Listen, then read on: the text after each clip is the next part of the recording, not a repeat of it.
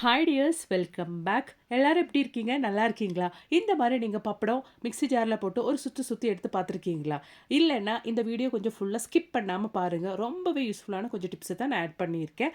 அப்போ நமக்கு time waste பண்ணாமல் நேராக வீடியோக்குள்ளே போயிடலாம்.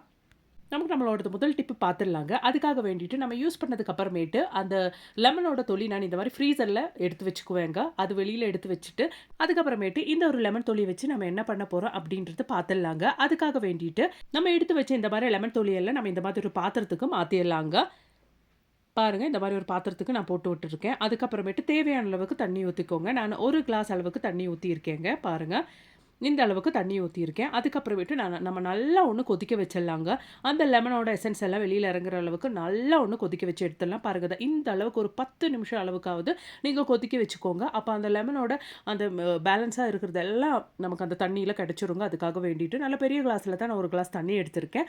நல்லா கொதிக்க வச்சு எடுத்துக்கோங்க. பாருங்க, 10 நிமிஷம் டைமுக்கு நீங்கள் சிம்மில் லோ ஃப்ளேமில் வச்சு கொதிக்க வச்சுக்கோங்க. பாருங்க, அதுக்கப்புறமேட்டு நான் நல்லா ஒன்று ஆற வச்சுருக்கேன். அதாவது ஒரு மீடியம் சூடோட நம்ம இந்த தண்ணியை எடுத்துக்கலாம்.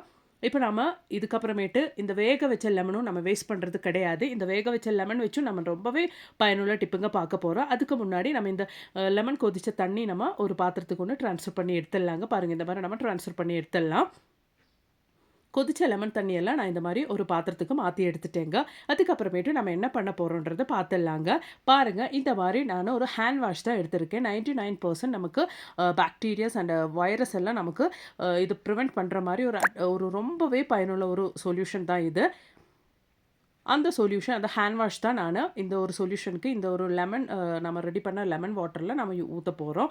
1 டீஸ்பூன் அளவுக்கு நான் ஹேண்ட் வாஷ் எடுத்திருக்கேங்க. பாருங்கள், இதை வச்சு நம்ம கடையிலலாம் ரொம்பவே காஸ்ட்லியாக விற்கிற ஒரு அருமையான ஒரு சொல்யூஷன் தான் நம்ம ரெடி பண்ண போகிறோம்.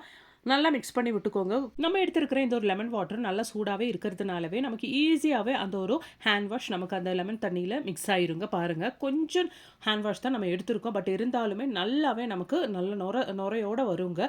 அதுக்கப்புறமேட்டு நான் 1 டேபிள் ஸ்பூன் அளவுக்கு வினகர் தான் ஊற்றுறேங்க. ரொம்ப காஸ்ட்லியாக நம்ம கடையிலேருந்து வாங்கக்கூடிய ஒரு நல்ல ஒரு சொல்யூஷன் தான் நான் இங்கே ரெடி பண்ணியிருக்கேங்க. அதுக்கப்புறமேட்டு இதை வச்சு நம்ம என்ன பண்ண போகிறோன்றதை பார்த்துடலாம். அதுக்கு முன்னாடி நம்ம வேக வச்சு அந்த லெமனை வச்சு நம்ம என்னென்ன பண்ண போகிறோம் அப்படின்றது பார்த்துடலாங்க. பாருங்கள், அந்த வேக வச்ச லெமன் நான் இந்த மாதிரி ஒரு பாத்திரத்துக்கு ஒரு பவுலில் நான் மாற்றி வச்சுருக்கேங்க. அதை நான் எடுத்து வச்சு நான் தேவையான டைமுக்கு யூஸ் பண்ண போகிறோம். இப்போ நம்ம அது எதுக்கு யூஸ் பண்ண போகிறோம் அப்படின்றது பார்த்துடலாம். பாருங்கள், காலையில் எல்லா வேலையும் முடிச்சதுக்கு அப்புறமேட்டு என் கிச்சன் என்னோடது கேஸ் ஸ்டோப்பு கவுண்டர் டாப் எல்லாம் இப்படி தான் இருக்கும். என்னோடது மட்டுமே இல்லை, பிஸியாக காலையில் ஹரிபரியாக கிளம்புற ஹஸ்பண்டையும் அது மாதிரியே குழந்தைங்களை எல்லாம் வெளியில் அனுப்பும்போது, அதாவது அவங்களுக்கு வேண்ட குக்கிங் எல்லாம் பண்ணி முடிச்சு வெளியில் அனுப்பும்போது இந்த மாதிரி தான் நம்ம கேஸ் ஸ்டோப்பு கவுண்டர் டாப் எல்லாம் ஆயிருங்க. இந்த மாதிரி நம்ம சீக்கிரமாக நமக்கு கேஸ் ஸ்டோப் எல்லாம் பல மின்ன வைக்கிறதுக்கு இந்த மாதிரி நம்ம வேக வச்ச அந்த லெமன் கூட யூஸ் பண்ணிக்கலாங்க. பாருங்க, நல்லா அந்த ஒரு லெமன் எடுத்ததுக்கு அப்புறமேட்டு கேஸ் ஸ்டோப்பை நல்லா இந்த மாதிரி நீங்கள் ஜஸ்ட் ஒன்று தேய்ச்சி விட்டுக்கோங்க கேஸ் ஸ்டோப் மேலே. பாருங்கள், நான் அந்த பர்னர் க்ளீன் பண்ணல. பர்னருக்கு மேலே நான் இந்த மாதிரி ஒரு கொட்டாங்குச்சி நான் கமுத்தி வச்சுருக்கேன். பாருங்கள், அவ்வளோதான், ஈஸியாக நம்ம க்ளீன் பண்ணி எடுத்துடலாங்க. சும்மா நம்ம தூக்கி போடுற இந்த ஒரு அதுவும் நம்ம ஆல்ரெடி ஒரு சொல்யூஷன் பண்ணால் அந்த ஒரு லெமன் வேக வச்ச லெமன் மட்டும்தான் நம்ம இங்கே யூஸ் பண்ணியிருக்கோம். அப்படி இல்லை நீங்கள் சொல்யூஷன் பண்ணல அப்படின்னா கூட நீங்கள் ஜூஸு அப்படி இல்லைன்னா ஏதாச்சும் யூஸ் பண்ண அந்த லெமன் கூட நீங்கள் ஃப்ரீசரில் எடுத்து வச்சதுக்கு அப்புறமேட்டு இந்த மாதிரி தேவைக்கெல்லாம் நீங்கள் பயன்படுத்துங்க. நல்ல மணமாக இருக்குங்க கிச்சனு. அது மட்டுமே இல்லாமல் தேவையில்லாமல் நமக்கு கிச்சனோட கேஸ் ஸ்டோப் மேலெல்லாம் வர கரப்பான் பள்ளி தொல்லையெல்லாம் இருக்கவே இருக்காது. நல்லா ஃப்ரெஷ்ஷாக நறுமணத்தோடு இருக்கும் நமக்கு கிச்சன் எப்போவுமே இந்த மாதிரி நம்ம க்ளீன் பண்ணி எடுக்கும் போதே. அதுக்காக வேண்டிட்டு கடையிலேருந்து காஸ்ட்லி லிக்விடெல்லாம் வாங்கி நம்ம க்ளீனிங் சொல்யூஷனாக யூஸ் பண்ணணும்னு அவசியமே கிடையாதுங்க. சும்மா நம்ம தூக்கி போடுற இந்த மாதிரி லெமன் எல்லாம் நம்ம கையில் இருந்தாலே போதும். பாருங்கள், நல்லா தேய்ச்சி விட்டதுக்கு அப்புறமேட்டு எதுவுமே யூஸ் பண்ணலாம், வேக வச்சு அந்த லெமன் மட்டும் தான் யூஸ் பண்ணியிருக்கேன். அதுக்கப்புறமேட்டு நல்லா ஒரு துணி, காட்டன் துணி எடுத்து நல்லா இந்த மாதிரி நான் தொடச்சி எடுத்திருக்கேங்க. பாருங்கள், அதுக்கப்புறமேட்டு என் கேஸ் ஸ்டோப் எப்படி இருக்குன்னு நல்லா பலான்னு என்னோடது கேஸ் ஸ்டோப்பும் இன்னது. பாருங்கள், இந்த மாதிரி நீங்களும் ட்ரை பண்ணுங்க. கை வலிக்காமல் ஈஸியாக ரொம்பவே சுலபமாக நமக்கு நம்மளோட கேஸ் ஸ்டோப்பு இதே மெத்தடில் நீங்கள் க்ளீன் பண்ணிக்கலாங்க. கண்டிப்பாக நீங்கள் ட்ரை பண்ணி பாருங்கள். இதனாலே நமக்கு கேஸ் ஸ்டோப் மேலே கரப்பான் தொல்லை அது மாதிரி பள்ளி தொல்லையெல்லாம் இருக்கவே இருக்காது. ட்ரை பண்ணி பாருங்கள். அது மாதிரியே தாங்க நம்ம இந்த மாதிரி கிச்சன் சிங்கில் நம்ம வேலையெல்லாம் முடிச்சதுக்கப்புறம் நம்ம பாத்திரம்லாம் கழுவி முடிச்சதுக்கப்புறமேட்டு கொஞ்சம் சால்ட்டை நீங்கள் இந்த மாதிரி போட்டு விட்டுக்கோங்க. அதுக்கப்புறமேட்டு இதே மாதிரி தான் நம்ம வேக வச்சு யூஸ் பண்ண அந்த லெமன் நம்ம தூக்கி போடாமல் இந்த மாதிரி நம்ம கிச்சன் சிங்க்கு கூட நம்ம க்ளீன் பண்ணி எடுத்துருக்கலாங்க. ஈஸியாக க்ளீன் பண்ணி எடுத்துக்கலாம். நம்ம ஃபிஷ்ஷு அப்படி இல்லைனா நான்வெஜ் எல்லாம் நம்ம கழுவி எடுத்துட்டோம்னா, அந்த கிச்சன் சிங்கில் இருந்து எப்போவுமே ஒரு பேட் ஸ்மெல் இருக்குங்க. அந்த மாரி டைம்லலாம் நீங்க யூஸ் பண்ணதுக்கு அப்புறமேட்டு தூக்கி போடுற அந்த லெமன் எல்லாம் நீங்க ஃப்ரீசர்ல ஸ்டோர் பண்ணி வச்சுட்டீங்கன்னா, இந்த மாரி பர்ப்பஸ்க்கெல்லாம் உங்களுக்கு தாராளமா யூஸ் பண்ணிக்கலாங்க.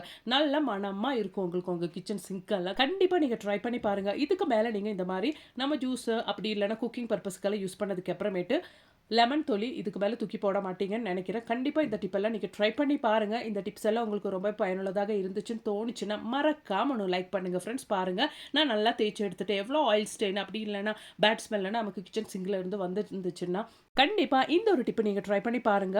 உங்க சிங்க்கும் இந்த மாதிரி பளபளன்னு மின்னுங்க. பேட் ஸ்மெல்லே வராது. நல்ல ஒரு லெமன் ஸ்மெல் இருக்கும். இதனாலேயே கிச்சன் சிங்க்கோட அந்த பைப்பு வழி வர பிராணி தொல்லை, அது மாதிரியே கரப்பான் தொல்லை, பல்லி தொல்லை எல்லாம் இருக்கவே இருக்காதுங்க. கண்டிப்பா ட்ரை பண்ணுங்க.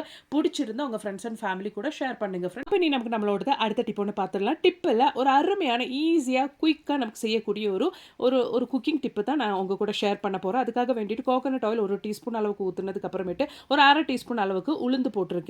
அது நல்லா இந்த மாதிரி வதங்கினதுக்கு அப்புறமேட்டு ஒரு பெரிய பூண்டு தான் எடுத்திருக்கேன். அது கட் பண்ணி போட்டிருக்கேன் நான். அதுவும் நம்ம எண்ணெயில போட்டு நல்லா வதக்கி எடுத்துருக்கலாம். அதுக்கப்புறமேட்டு ஒரு 3 காஞ்ச மிளகு தான் போட்டிருக்கேன் பாருங்க. 3 காஞ்ச மிளகு நல்லா காரமா இருக்கிறதே போட்டுருக்கேன். அது நல்லா போட்டு இந்த மாதிரி வதக்கிக்கோங்க. அதுக்கப்புறமேட்டு ஒரு சின்ன வெங்காயம், ஒரு பவுல் அளவுக்கு சின்ன வெங்காயம், இதை இந்த மாதிரி எப்படி வேணாலும் நீங்க கட் பண்ணிக்கோங்க. அதுவும் நான் எண்ணெயில போட்டு நல்லா இதை மாதிரி வதக்கி எடுத்திருக்கேங்க. பாருங்க, சும்மா ஜஸ்ட் ஒண்ணு நமக்கு வதங்கி கிடைச்சாலே போதும். சிம்பிளா நமக்கு செய்யக்கூடிய ஒரு அருமையான ஒரு ரெசிபிங்க.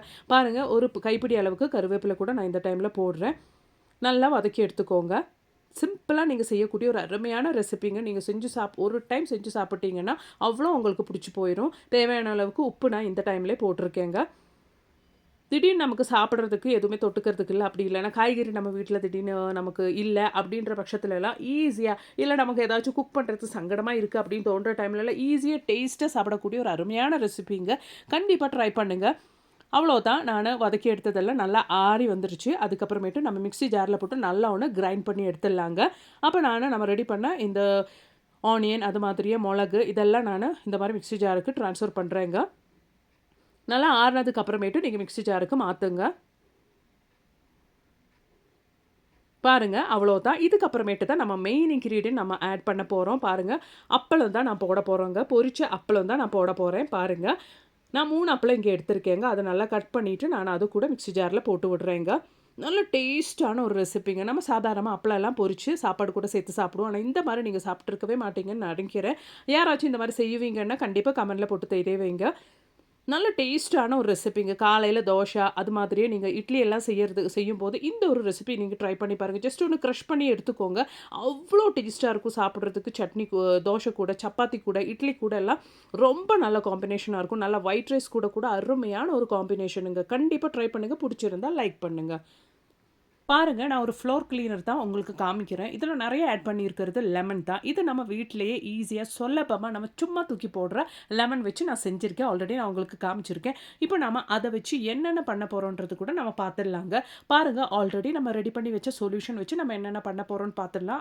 அதுக்கு முன்னாடி நான் அத ஒரு பாட்டிலுக்கு இந்த மாரி ட்ரான்ஸ்ஃபர் பண்ணி வச்சிருக்கேங்க. எவ்வளோ காலம் வேணாலும் நம்ம கெட்டு போகாம இந்த ஒரு சொல்யூஷன் நம்ம யூஸ் பண்ணிக்கலாங்க. நான் இப்போ கொஞ்சம் குவான்டிட்டி தான் இங்க ரெடி பண்ணியிருக்கேன். பாருங்க, நான் எடுத்து வச்சிருக்க போறேன். இதுக்கப்புறமேட்டு எனக்கு gas stove, counter top, kitchen sink எல்லாமே ஈஸியாக க்ளீன் பண்ணிடலாங்க. 100% எனக்கு பாக்டீரியா, அது மாதிரியே வைரஸ் எதுவுமே இல்லாமல் நல்லா ஹைஜீனிக்காகவே எனக்கு எல்லாமே க்ளீன் பண்ணி எடுத்துடலாம். நீங்களும் வீட்டில் இது மாதிரி ட்ரை பண்ணுங்கள் ஃப்ரெண்ட்ஸ்.